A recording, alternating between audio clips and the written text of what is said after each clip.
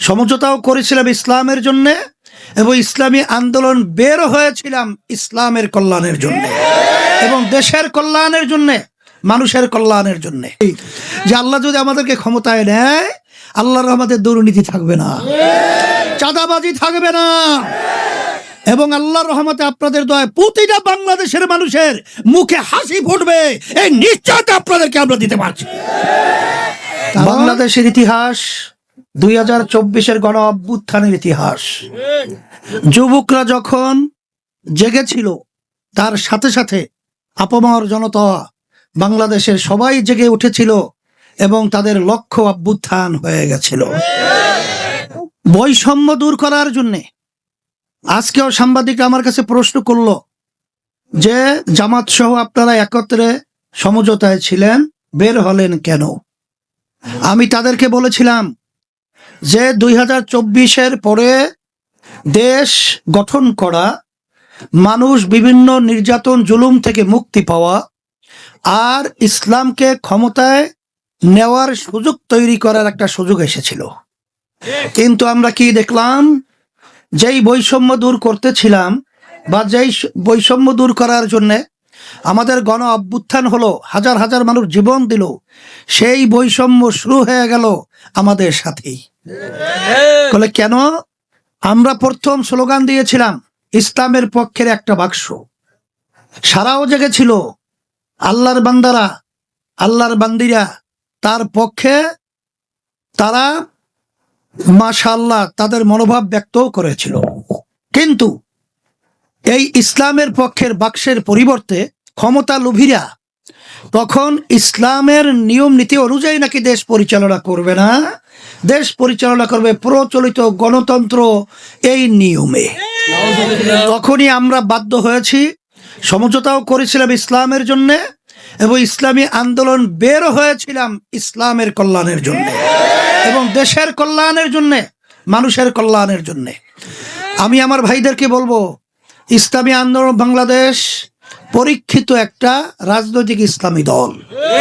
তার কথা কাজের সাথে আল্লাহর রহমতে প্রতিষ্ঠা থেকে শুরু করে অদ্যপতি পর্যন্ত আমি চ্যালেঞ্জ হিসেবে বলছি, কেউ কথা এবং কাজের বেমিল কেউ দেখাতে পারে নাই, পারবেও না ইনশাআল্লাহ। ইসলামী আন্দোলন বাংলাদেশ প্রতিষ্ঠিত হয়েছিল এই দেশের কল্যাণের জন্য, মানুষের কল্যাণের জন্য। কিন্তু আমরা দেখেছি যারা নাকি বিভিন্ন সময় রাজনৈতিক দল হিসেবে বিভিন্ন সুন্দর সুন্দর কথা বলে, কিন্তু তাদের কথা কাজের সাথে কোনো মিল নাই। তো এখন যাদের কথা কাজে মিল নাই, তাদের সঙ্গে থেকে তাদের ক্ষমতার সিঁড়ি হিসাবে, সহযোগী হিসাবে ইসলামী আন্দোলন বাংলাদেশ থাকতে পারে না। এই জন্য কিন্তু আমাদের আলাদা হতে বাধ্য হয়েছি।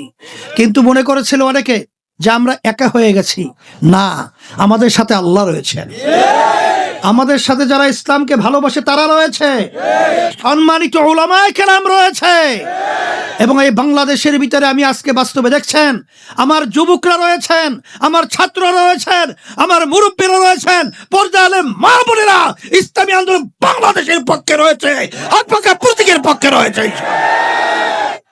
সেই হিসাবে উন্নয়নের কথা আমি কি বলবো? বলে হুজুর দেশের উন্নয়ন কি করবেন?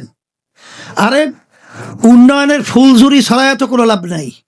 53-54 বছর বিভিন্ন রাজনৈতিক দলের দেখেছি, তারা উন্নয়নের কথা বলে ক্ষমতায় যাওয়ার পরে টুনটুনা টুনটুন।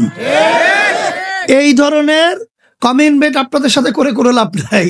তবে এতটুকু বলতে পারি যে আল্লাহ যদি আমাদেরকে ক্ষমতায় নেয়, আল্লাহর রহমতে দুর্নীতি থাকবে না, চাঁদাবাজি থাকবে না, এবং আল্লাহর রহমতে আপনাদের দয়ায় প্রতিটা বাংলাদেশের মানুষের মুখে হাসি ফুটবে, এই নিশ্চয়তা আপনাদেরকে আমরা দিতে পারছি। কারণ আমাদের দেশের ভিতরে আলহামদুলিল্লাহ যে আয় এবং যে ব্যবস্থাপনা রয়েছে, আমার আব্বা বলে গিয়েছিল যদি দেশের শাসক যদি ভালো হতো তাহলে এই দেশটা অল্প দিনের মধ্যে একটা সোনার দেশ হতো। কিন্তু আমরা পেলাম কি? চোরের খনি। পেলাম কি? এদেশের টাকা বিদেশে পাচারকারী। আমরা কি পেলাম? এরা ক্ষমতায় থাকার জন্য মায়ের কোল সন্তান হারাকারী। আমরা যদি বারবার এই ভুল করি তাহলে এই দায় আমাদের মাথায় চলে আসবে। এর জন্য আমরা বলেছিলাম ইসলামের পরে একটা বাক্স, আল্লাহর রহমতে এখন ইসলামের পক্ষে একটা বাক্সই রয়েছে। কারণ বিএনপি জোট সহ যারা আসছে ইসলাম অনুযায়ী দেশ চালাবে বলে, জামাতের সাথে যারা রয়েছে, জামাতের নেতৃত্বে জোট, তারা কি ইসলামের কথা বলে?